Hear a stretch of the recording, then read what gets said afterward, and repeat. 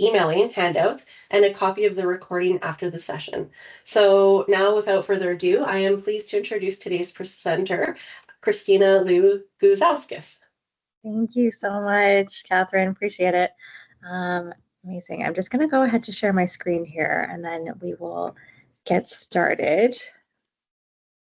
You can just let me know everything looks good from here. Amazing.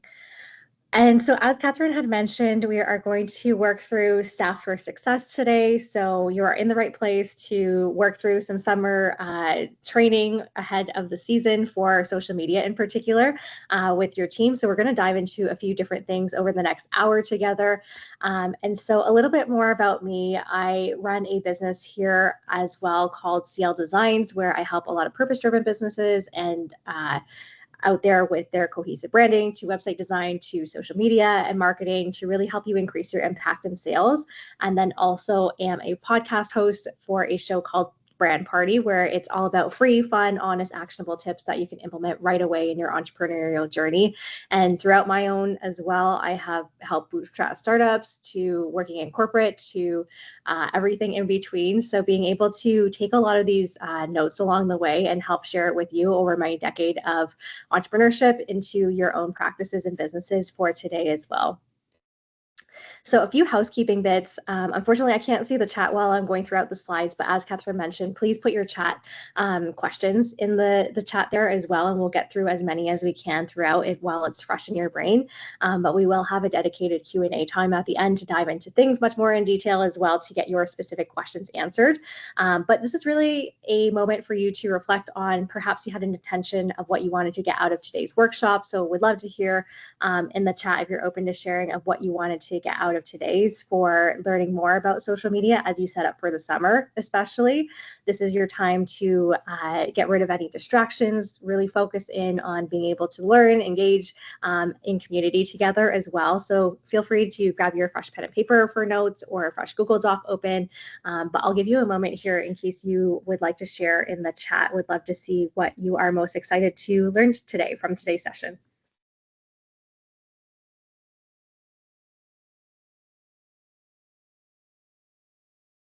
Just going to open up the chat and see, and then come back here. Yeah, what are you most excited for today in the realm of social media?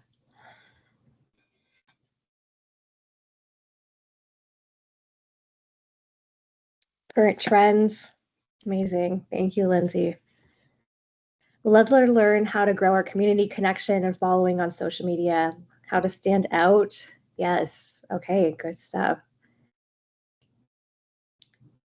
I think just as you have all mentioned too, like aesthetics are definitely one part of it, which we'll go through today. But another big part of it is like, how do you actually build that sense of emotional connection with people to really help find the right people and audience equally as much when you are building your social media audience, especially. Amazing. Thank you so much for sharing that.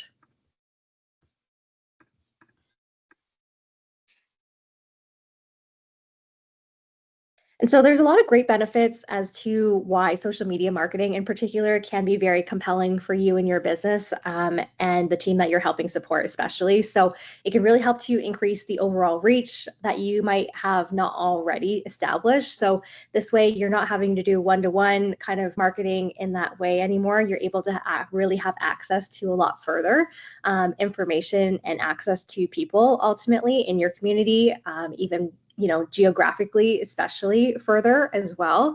And then also looking at the engagement side of things with being able to actually have access to your dream customers or clients directly.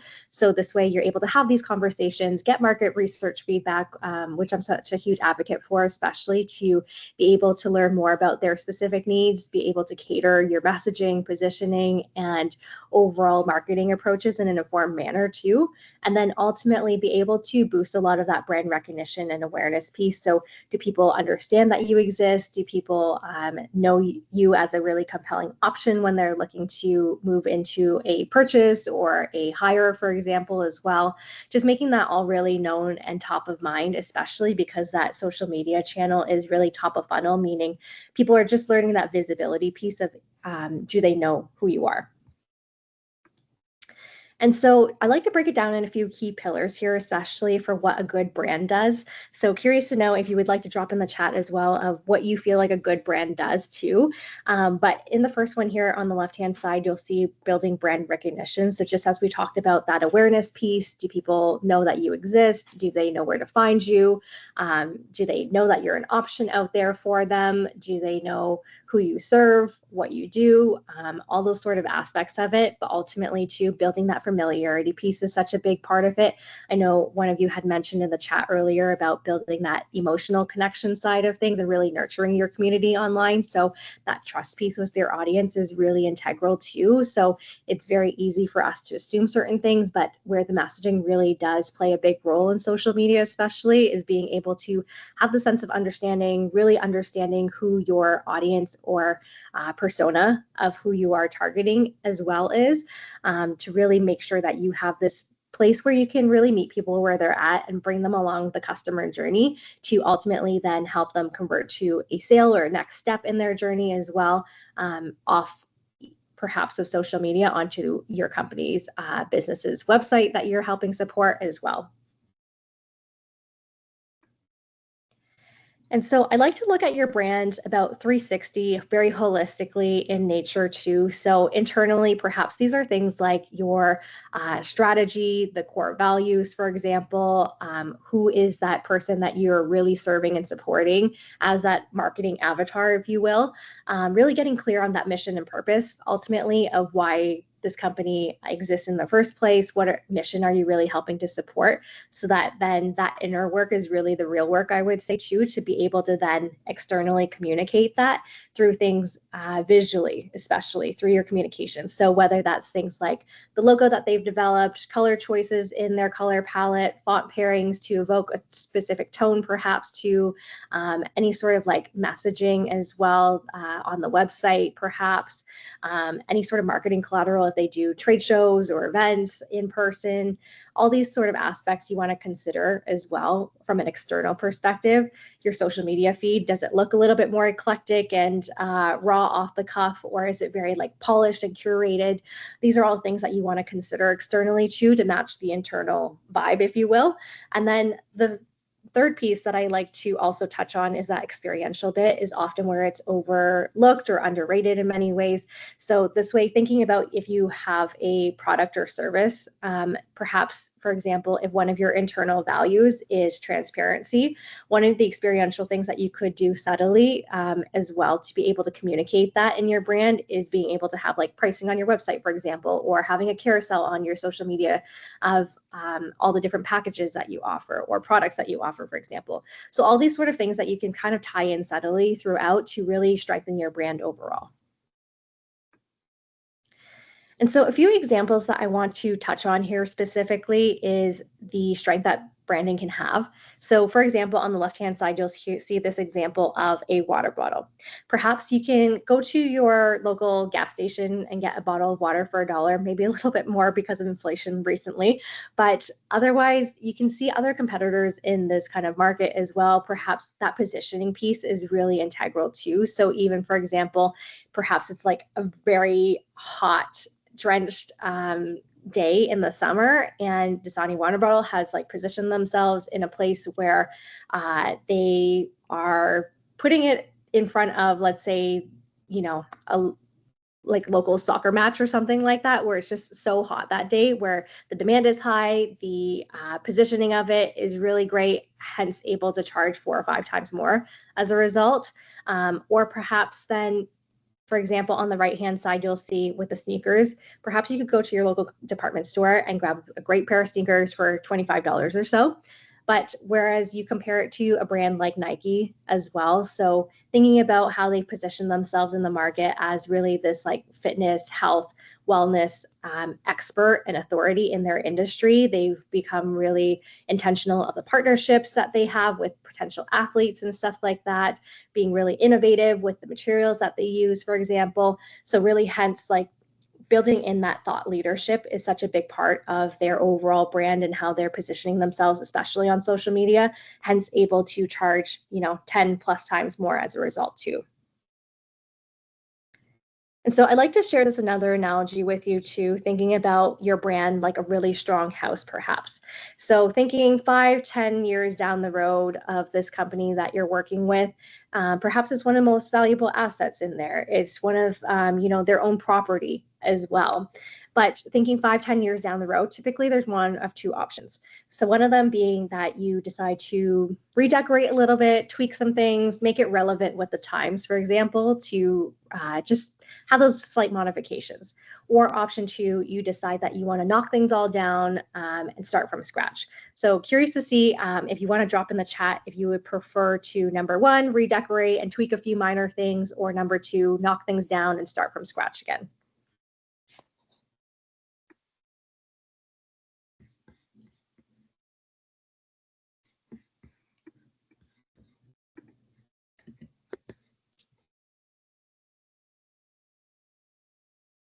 Okay, lots of redecorating ones. Very interesting. And I should say this is not a trick question. There's no right or wrong answer associated with it. Okay, a lot of redecorating I see. Okay, amazing.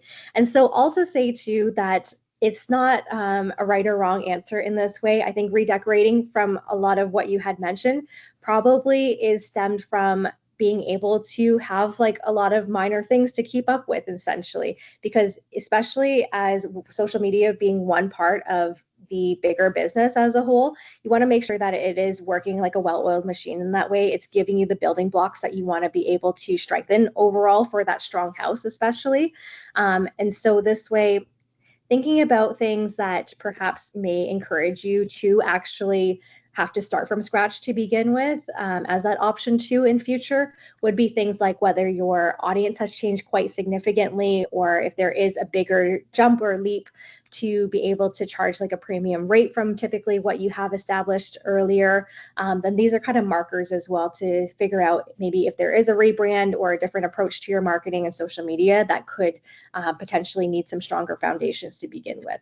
So really great to hear you're all very pro redecorating in that sense. So hopefully, yeah, the brands that we are establishing a little bit more here today too will have some great strong foundations to be able to continue building brick by brick.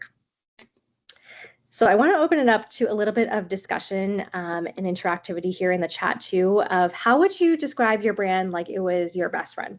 So the question that I prompt here too, feel free to put it in the chat of how you would describe the brand that you're working on right now and a few different personality characteristics, if you will. And so this is all prompted in inspired by rather to be able to really help humanize your brand. So oftentimes you see a lot of rise, especially at personal brands nowadays. And so even if you have like quite a large company that you're working within, being able to share aspects of like the team and the founder story is so important and gets quite a lot of engagement online, especially because more than ever, which maybe we can get into a little bit later, perhaps if you're interested. But with the rise of AI, especially, I think people are really still craving that sense of connection more than ever, to the point that was made in the comments earlier too. Being able to build and foster that sense of connection and trust within your community is so integral, because people do want to buy from people that they like or be able to feel like a sense of belonging as a whole too. So curious to know how you would describe the brand that you're working on like it was a person or your best friend, for example.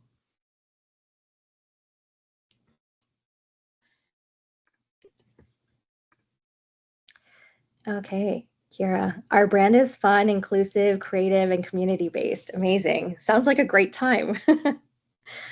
Awesome. Well, anyone else? I would say for my own too, very like vibrant, celebratory, creative. Those things definitely, yeah, resonate with what you had shared too.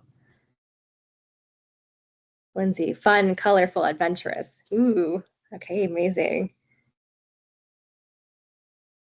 And so you see, even as you start to like establish these characteristic traits, it really helps to embody these traits as well. It really helps to come back to these qualities and traits as well when you are developing more of that brand voice element, when you are creating messaging for social media too. So Gloria, our brand has history and family-based memories involved in a fun getaway. Oh my gosh, amazing. Okay. All these sound like such a wonderful time. Like I would want to be best friends with all of them. Amazing. Ellen, outdoorsy, adventurous, fun, lots of blue and green tones to represent water and trees. Ooh, okay, amazing. And so this is something that we will dive into as well in terms of being able to figure out like these color associations to match these personality traits equally as much too. So appreciate everybody sharing. If you want to feel free, keep adding to the chat here as well. I always love getting to see them. And so this is a great transition into that color association portion as well that Ellen mentioned in the chat. So warm colors being typically your like reds and yellows, for example, they're very often associated with being quite cozy and stimulating, often used in a lot of culinary brands actually. So for example, red is often used to stimulate hunger, funnily enough, psychologically, and so hence used in brands like McDonald's. And then also thinking about cool colors, so typically your blues and greens, just like was mentioned in the chat there, very fresh and transformative, often used in a lot of like wellness type brands as well. Neutral colors being more of your like beige, white, black, browns, for example, grays, often very organic, sophisticated, often used in a lot of like home decor brands or fashion brands like Chanel, or even alternative colors are very associated with harmony and support. So like your oranges and purples, for example, often used in a lot of mental health brands like CAMH in Toronto, for example. And so all this to say, thinking about how these influence the color choices that you're going to be using throughout your brand is not only in like the graphic elements that you end up using, but perhaps in the imagery that you choose to help tie together the whole color story as a whole too. So being able to, perhaps it's like props or outfits, different elements that you can really bring these colors in to tell that story much more strongly when you're curating these for your feed. And so I like to also mention that for color association, especially, perhaps you want to also consider making sure that your brand that you're working on has a good variety of them overall so that they are high contrast, very legible for accessible use for people to be able to see, but also then thinking about if there is a cultural influence in your audience too, perhaps, for example, coming back to the warm colors, perhaps that, you know, in Western culture, we use red a lot in sharing thoughts and feelings of like love and admiration. In Chinese culture, especially too, for red, it's often associated with like luck or prosperity. So just be mindful of the audience that you have in place and how these colors are associated with specific audiences too.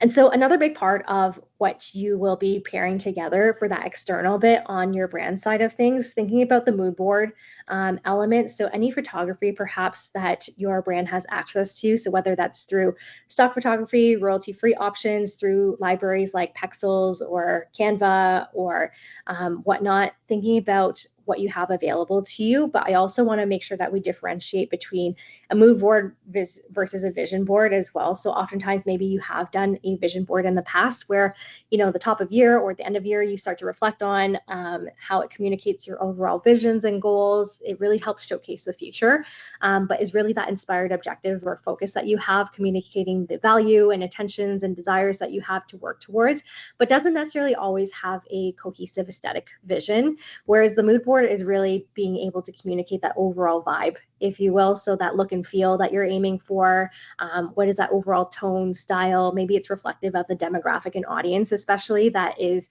apparent in your business that you're working on. And then also really just it captures that aesthetic vision overall. So perhaps if you wanted something very like light and bright in terms of the overall feeling of things, making sure that the photography choices even or the videography choices too that you are making reflect that overall tone and style, versus something if you want something a little bit more dark and moody, it has kind of like a very different vibe from it. So being able to have clarity around this will definitely help to storytell that piece too. And so color definitely helps to increase your brand recognition by up to 80%. This was a study done by the University of Loyola. And so I also like to make sure that you are thinking mindfully of how you are integrating different colors paired together, especially to be able to bring the sense of either adventure or fun that was mentioned in the chat. So being mindful of how you're pairing things together and how that's showing up too, and how that's being reflected in the overall feeling that you're establishing.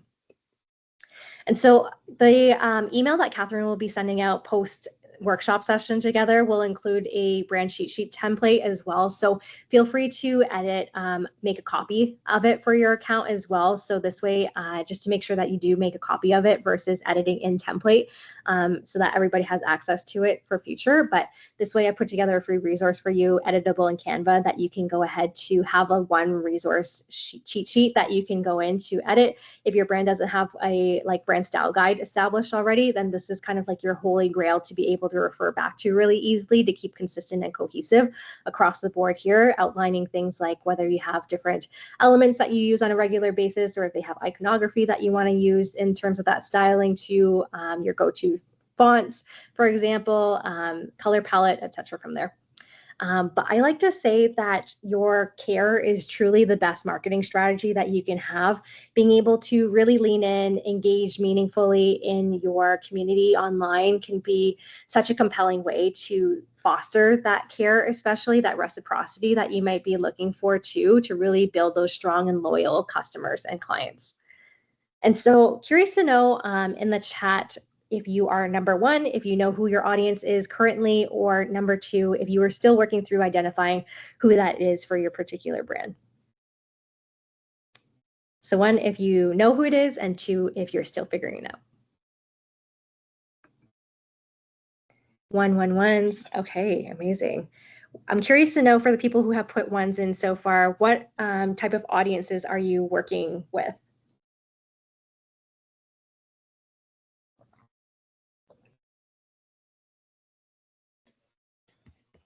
Lawyers and doctors. Okay, very cool, Enza. Corporate businesses.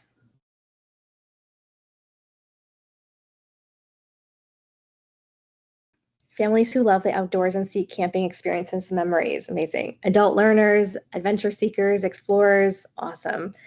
And so this is good to also be mindful of, okay, especially on social media, are the CEOs of these corporate businesses, lawyers, doctors, for example, are they going to be spending a lot of time on social? What is their interaction with it? Or is it more like the adult learners themselves, adventure seekers who are looking for that inspiration online very passively, for example, for their next experience? Or Emma, currently older people in my community interested in history trying to get younger people more interested as well. Amazing. So perhaps you might also have these subcategories that end up being part of your audience. Is great to be mindful of. Amazing. And so I like to share a few different resources just to highlight too that will be included in that resource guide that Catherine sends out. But HubSpot does a really great job to help prompt a little bit further too, in case you want to establish a little bit more of that persona avatar, especially. Again, really understanding who these people are, their lifestyle choices, their challenges, motivators of why they would choose to hire or work with your brand, especially, is going to be really compelling to understand this, so that this way, I have another resource in there that I've established too for you for a free Canva editable template, where basically you can go in to map a little bit more of that customer journey, because even though that social media piece is so integral to bring in that interest, awareness, and recognition phase, you then want to be able to have some compelling next steps to move them into as well, to keep their customer journey going through those through these steps as well. So this way you can kind of highlight a little bit more and break down post-session of what that might look like in terms of that awareness piece, from that visibility on social media, to move them into some considerations of, is this a good fit for them? Yeah, being able to have content pillars in place to help educate and inform them to find the best fit. And then perhaps then post-social, they look at things like purchasing, onboarding, advocacy of that loyalty piece to keep coming back time and time again too.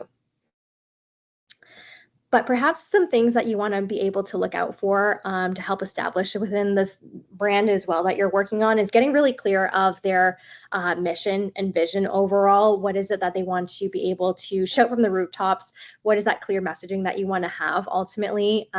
And then be able to review some of the past social media content that they've established.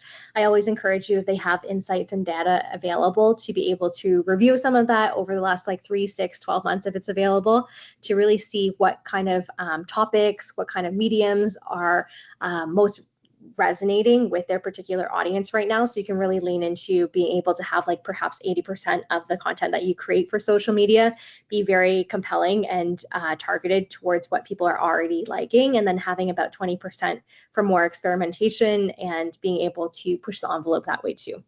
And then thinking about perhaps if you want to share some customer testimonials, any sort of social proof that helps establish that trust and connection, be able to not only have you be able to preach the brand all the time and be able to have other people showcase their experience through there, can be really helpful too, for people to see themselves and identify through their experiences. And then as well, thinking about a brand style guide perhaps too. So whether they have access to a PDF that they've already established perhaps, or being able to create your own cheat sheet that has been shared too, then that way you have one-stop shop to be able to keep consistent overall. So curious to know in the chat here, again, this is not a trick question by any means, but just curious to know, quick initial rapid fire thoughts. Which brand would you trust more when you first see them on social media? Number 1 on the left-hand side, number 2 in the middle here, or number 3 on the right-hand side? Feel free to drop in the chat there and what inspired you to share 1, 2, or 3.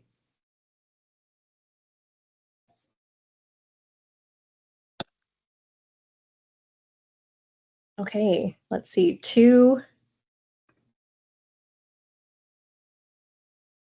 3, 1, and 3. Okay, 2, 3, based on its consistent color scheme and aesthetic. 3. Okay, amazing. What about the 1s and 2s? I'm curious what compelled you for 1 and 2.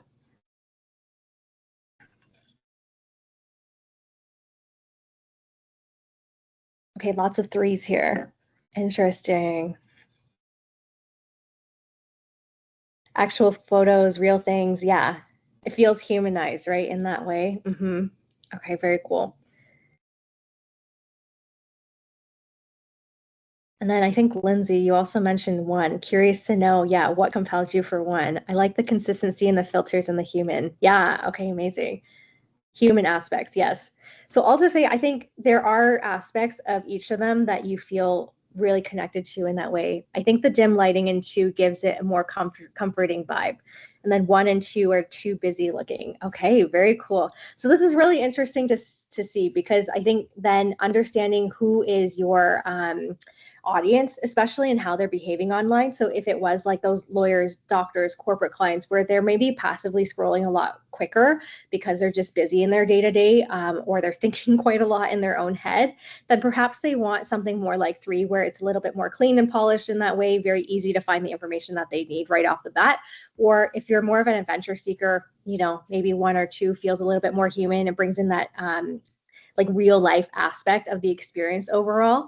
And so again, not a trick question by any means. All to say that the best brands evolve with you and bring people through the transition of where you're at with things. Really evoking and storytelling in different ways can be compelling to your specific audience too. And so all of these feeds were actually my Instagram feed at one point or another as well. So if you scroll way back down, into the archives of things, then this is where it started off into, I had another previous business that was a streetwear apparel brand in number 1, and having that consistent color story. So that study that we had just talked about for the stat of brand recognition of color, especially, you can kind of be able to integrate that into different ways and different photos as well to still tell a cohesive story. And then into number 2, when I had quit my corporate job over 7 years ago to also travel the world when I started my business, I really took into account for Instagram in particular in this example of the horizontal feed and being able to storytell in those different ways in a compelling way based on that specific platform as well.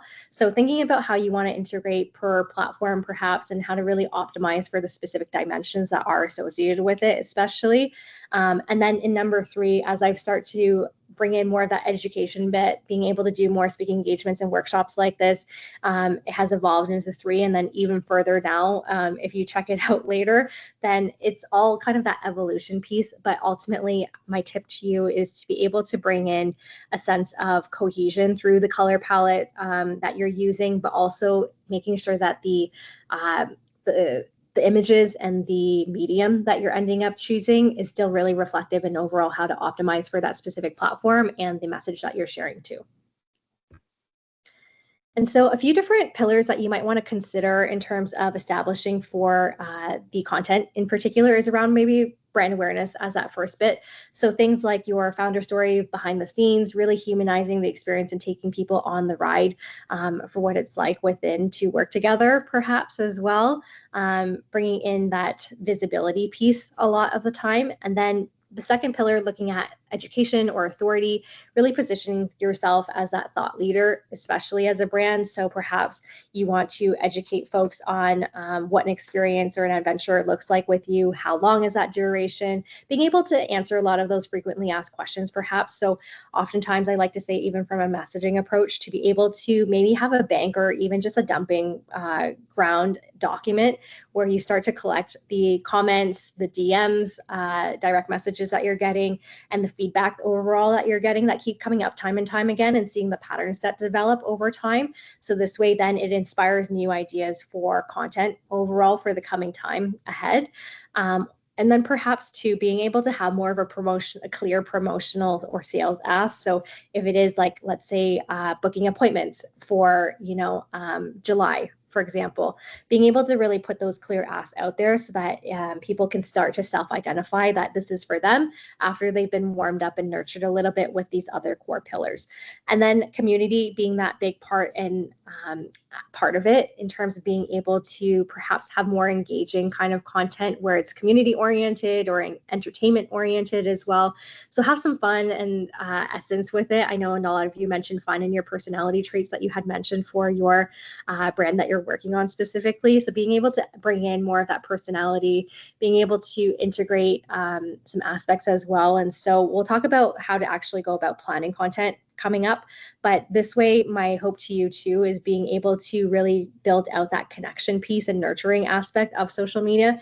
Is that oftentimes we forget that social media was meant to be social, in the sense that then by being able to establish very clearly what content you want to create from maybe a photo curation approach, along with writing out your captions ahead of time so that you're not having to post on the fly all this each time or coming up, that then you're able to have much more capacity overall to be able to engage in a meaningful way with your actual community members too. So this way, having that reciprocity in place, being able to actively reach out on the platforms of choice too.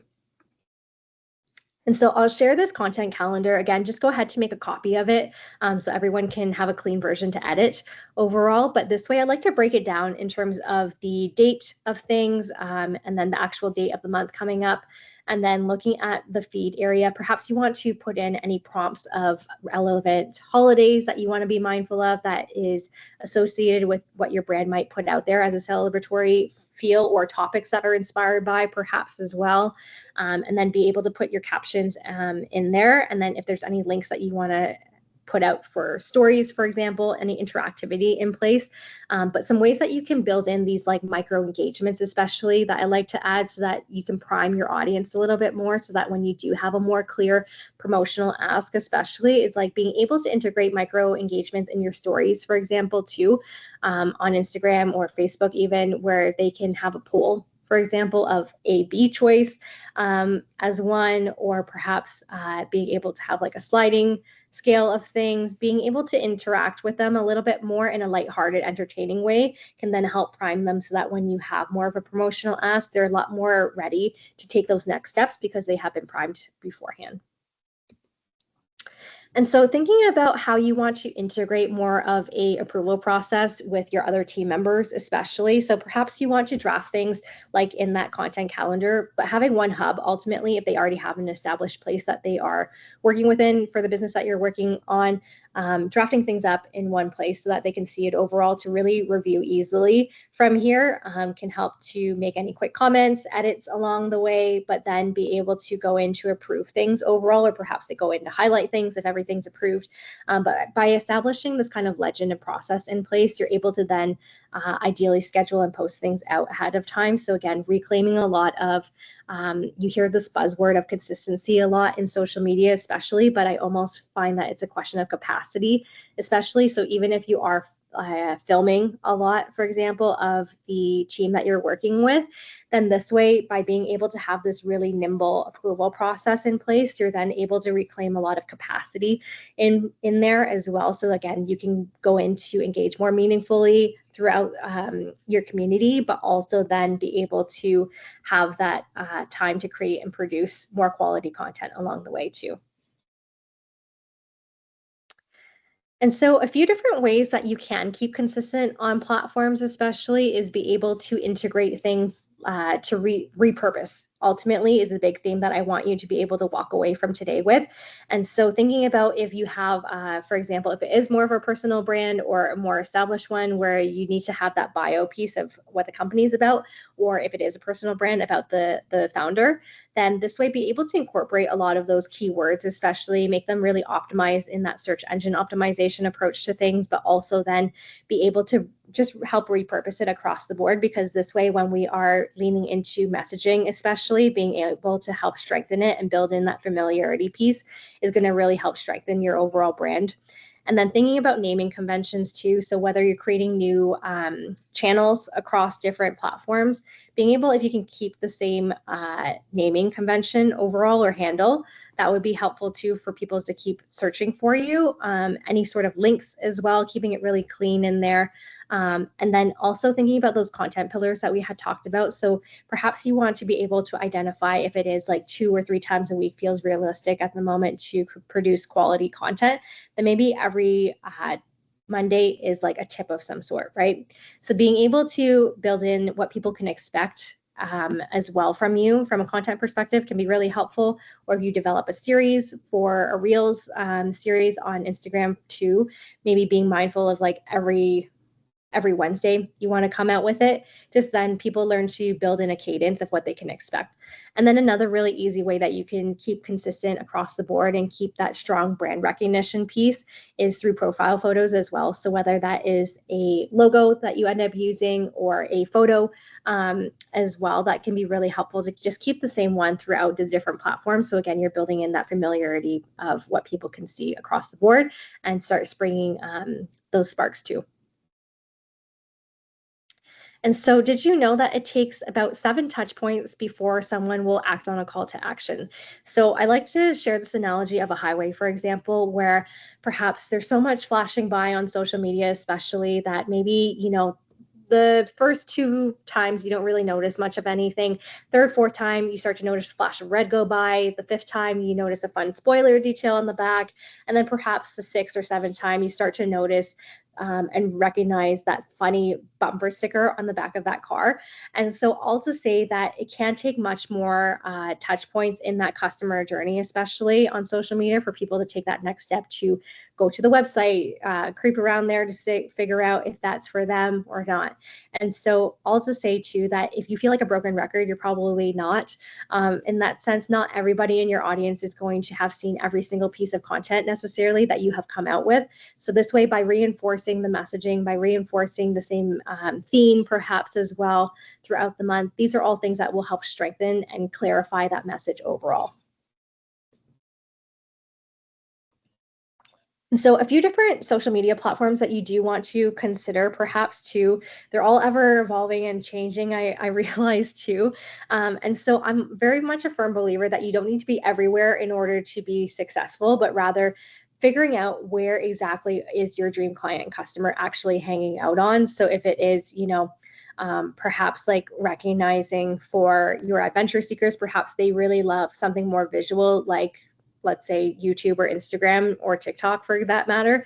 Or perhaps if it is more of the lawyers, doctors, corporate clients, perhaps you're going to be hanging out more on Facebook and LinkedIn to establish those connections overall. So just kind of being mindful of where exactly is the most fruitful from there, but also being able to perhaps repurpose content based on your capacity right now to have presence in multiple places.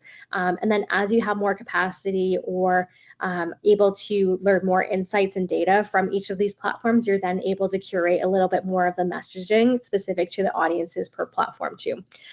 So just something to recognize in terms of where you want to be able to put most of your efforts. So hashtags are a big piece of this in terms of that searchability piece. So I do encourage you to have a good, healthy mix of them overall too, to do some research around there. Perhaps like in that content calendar document that I had shared in here, there is going to be a tab of hashtags that you could then add in there to keep. But this way, I would encourage you to break it down if you wanted to in terms of like a good mixture of micro or lower than 50,000 of them, for example, in the search, where perhaps this is much more niche topics, very specific to the posts that you are putting out there, for example. So just kind of being mindful that that has more of a relevance factor in the micro and small area of things. And then perhaps like as you get into the medium and large ones, those are more of the umbrella, having a much larger reach of people who have like interest perhaps, but aren't necessarily looking for you or what you have to offer right at this moment. But perhaps also maybe they could be great referral options as well. So something to just be mindful of, that the variety of it will help kind of make sure that you are touching on all these different bases in there. But ultimately too, especially for Instagram, they just had changed recently to use less of hashtags, but actually incorporate more of the keywords in your bio on the profile, and then also in your caption, ultimately to integrate that into much more naturally. So something to be mindful of, but again, just being conscious of the variety that you have in there.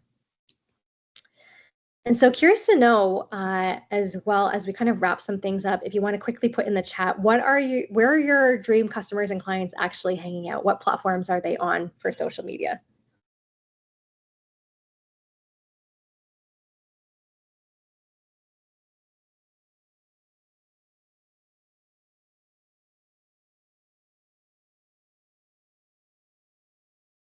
LinkedIn, Facebook, Instagram. Facebook. Okay. TikTok, Facebook, Instagram, YouTube. Okay. Lots of places for sure. Awesome.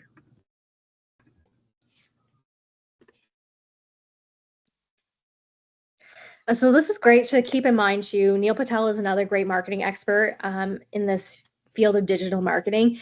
He has shared that 77% of customers have improved their perception of a business after chatting with them online. So yes, like there is one part of being able to create content and put out there what you want to perceive and have inform your audience, but ultimately being able to then maybe move them into that next step and phase in their customer journey through a direct message or a sales clarity call on the website, for example. These are all things that you want to be mindful of their journey throughout social media too, of then being able to establish such a stronger connection overall in relationship with these people through being able to have these moments too.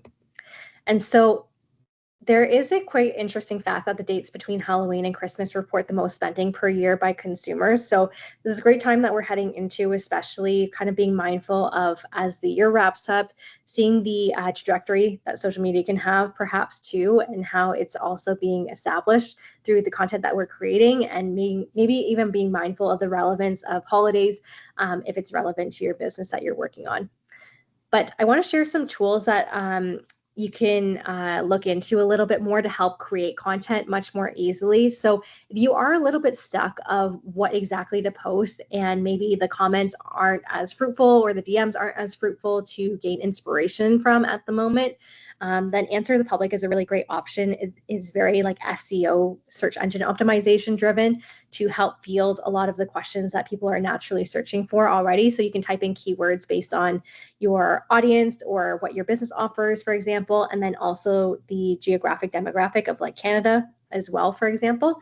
And then it will help to share that, but also it will color code it based on which one is being most highly searched too. So if you are deciding to run paid ads in the future, it could be really compelling information to find out.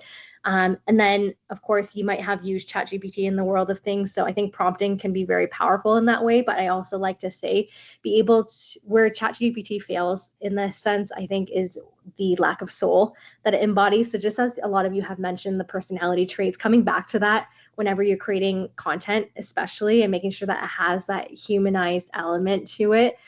is really going to help you stand out in this world of social media when there's so much AI already. People can really tell, I feel like nowadays, if it comes from ChatGPT directly. So really infuse a lot of that personality into place. Canva has a really great other option if you were looking for a little bit more soul too.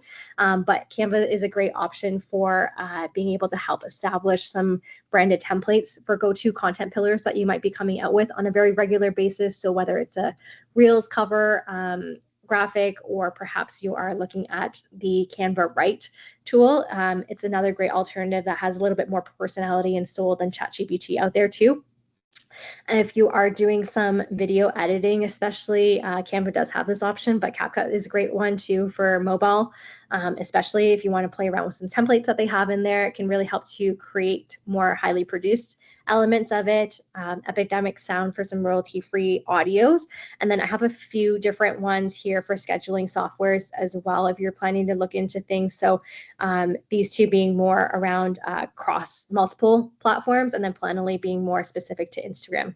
So again, just like really helping to free up your capacity overall. So again, you can really pour back into community. And so when you're thinking about planning content that is on brand, I encourage you to focus on a theme or offer that you want to focus on per month. This way, it's going to help strengthen your overall brand of what people can expect, having a really cohesive element to it, be able to have those resources in place to help ultimately save you time on content creation. So perhaps looking into some of those editing tools that can help support that as a whole, or having those go-to resources in place, and then be able to ideate along the way. So create a bank of resources ongoingly, whether that's a Pinterest board or saved on Instagram, or perhaps like a Google Drive folder that you end up coming back to. This way you're not starting from scratch every single time, because typically that's where the overwhelm kicks in, and starting from scratch. So this way you have a bank of inspiration that you can always come back to and put your own twist and spin on it, based on the specific business that you're working on. So some overall best practices, again, for planning that month ahead, really focus in on that main theme. Know any relevant holidays perhaps that are coming up that you want to be mindful of. So this way you're taking advantage also of the uptick of that reach perhaps that might come along with it. Having a bank of photos or graphics to be able to reference so that you can come back to go-to resources, schedule things out, to help save you time and reclaim that energy, and really be able to engage with your community in a meaningful way. So especially if you are looking to nurture a little bit further, if there are really loyal like audience members, especially, sometimes I'll send them a video message or a DM just to, again, continue the conversation and show them in a meaningful way how much you care about them, and the work that they're doing over there, I think, goes such a long way.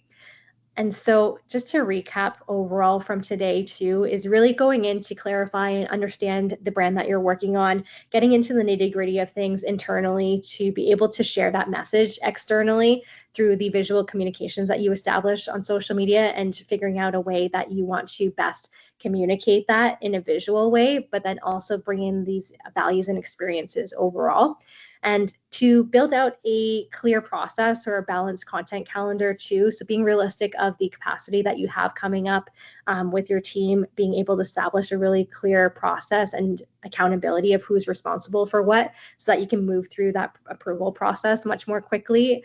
And then be able to integrate different tools to stay on track, really help to ease that content creation process throughout, and be able to then reclaim a lot of that time to engage in a meaningful way too. So I want to open it up. We got about 10 more minutes here for some Q&A. So if you have specific questions, just as Catherine had mentioned, feel free to put them in the chat here too.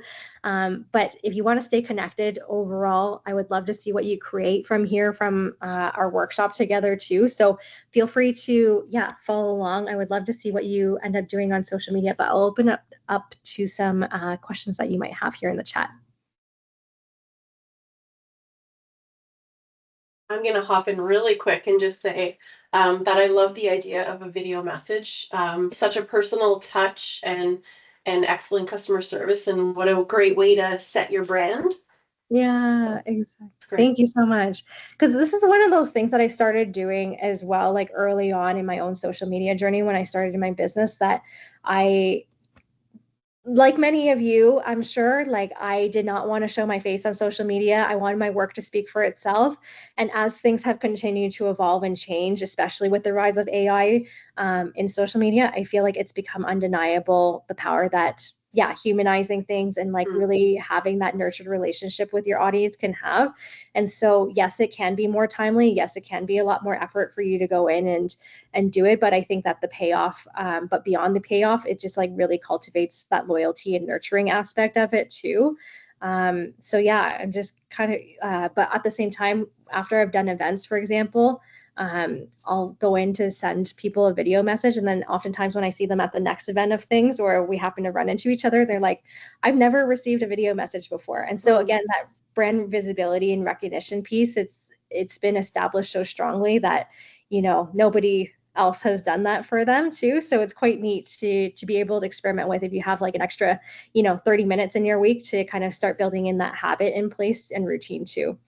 Amazing. Thank you so much, yeah, everybody for joining in. I would love to see too, if you don't have any, please drop in your questions, Emma. Let's see. But otherwise, I would love to know what people's key takeaway is that they're going to implement in their own social media from here too. Emma, how do you get more people to engage with your posts slash get a different community to engage, like outreach?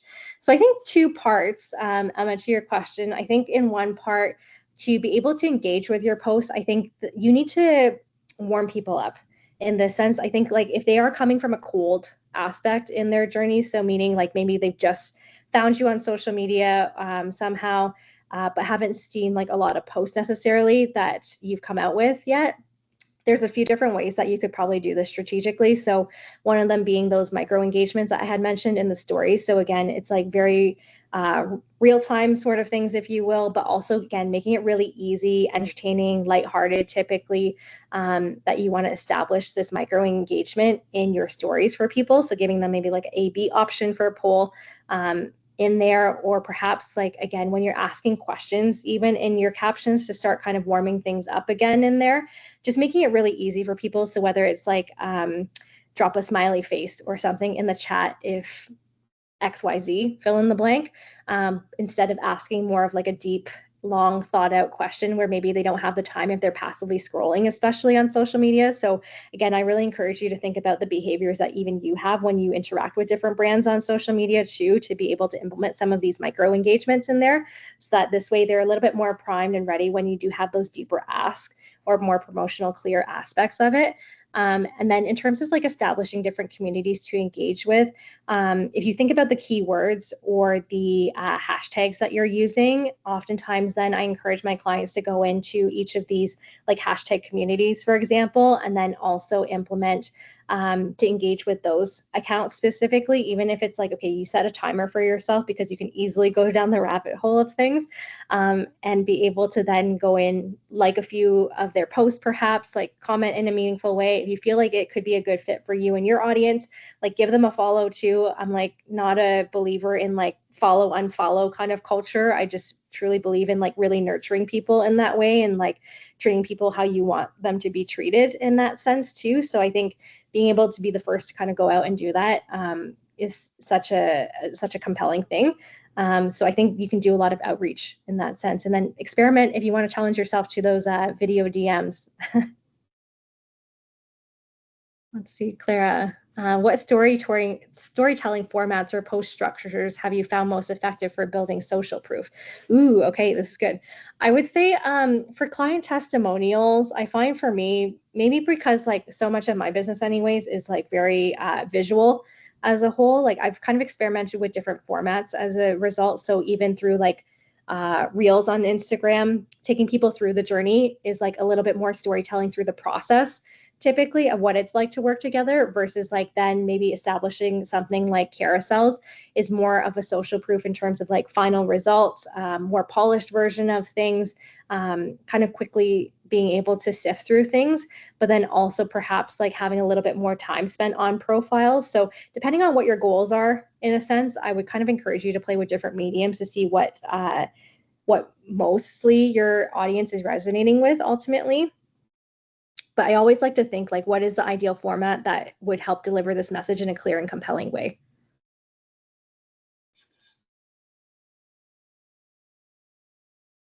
Yeah, amazing questions. Any others or yeah, key takeaways? I'm curious to know.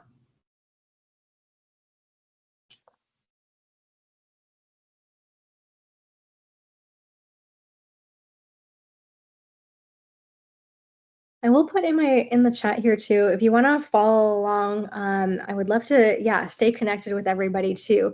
Shannon, do you set up any automations to make your workflow manageable? I would say I have some more so on like the email newsletter side of things. If I have like a resource in place, for example, then that has been kind of a nice way for me to be like a bit more hands off, but still high impact in that way. I'm always trying to be conscious of too.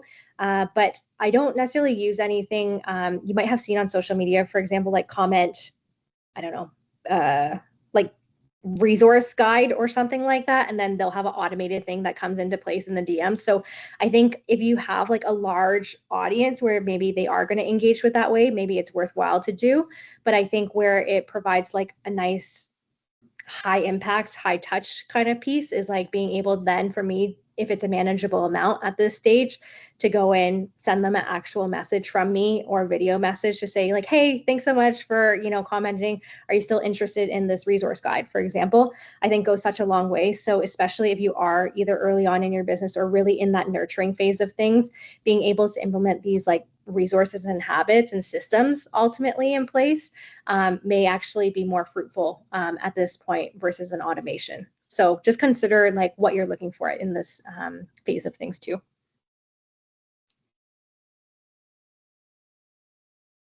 Thank you so much. Appreciate it. Just noting the time here. Here, we'll throw in one last question Okay. from Emma. I'll let you take that. Okay, I'm trying to build my platform right now on social media. There's pretty small following. Do you have any tips on that? Yeah, so I think this is, even though you're starting out at this stage, I think again, I would encourage you like I think the biggest thing that has helped me is like having even a dedicated half an hour to an hour each and every single day towards my marketing, especially for social media, because nurturing that community and following has been so integral in so many ways. So I do encourage you like spend that half hour instead of scrolling, which we inevitably do, to be able to go in, like establish these meaningful comments on these other accounts to show that reciprocity. Be able to, send a DM to those loyal ones that have been along the way. Because I think there's in two parts. One is like the retention of keeping the people that you have in your current following happy and showing that you appreciate them. But then also on the other side of it, be able to do outreach for more of that acquisition that you're looking for. On that note for Emma, one thing that I learned a few years back, and it was one of the greatest tips I was ever given. When people are commenting on or giving you a reaction on your social platforms on Facebook, if you go in and actually click on the reactions, you'll see a list. At that point, you'll be able to invite those people to follow you. So that does build your following if you are trying to grow that base. Was that on Facebook? That's on Facebook, yes. Okay, thank you. All right. I want to say thank you, Christine. I do want to let everyone know I look forward to seeing some really exciting social media posts this summer. Also, just a reminder that I will be emailing out handouts and a copy of the recording over the next couple of days. Again, thank you, Christine, for the presentation, and thank you all for attending today's workshop. Hope you enjoy the rest of your day. Thanks, everyone. Thank you.